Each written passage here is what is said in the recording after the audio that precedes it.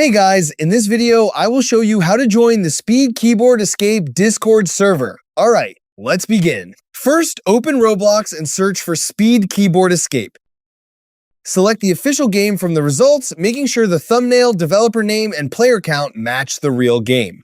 Next, open the games page and scroll down until you find the social links section. On some devices, you may need to tap See More to reveal it.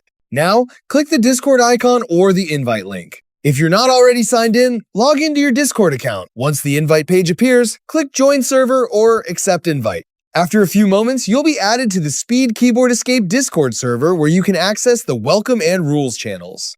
If the invite doesn't work, make sure you're using the correct Discord account, your internet connection is stable, and pop-ups aren't being blocked by your browser. After joining, you can explore the channels, adjust your notification settings, and start chatting with the community.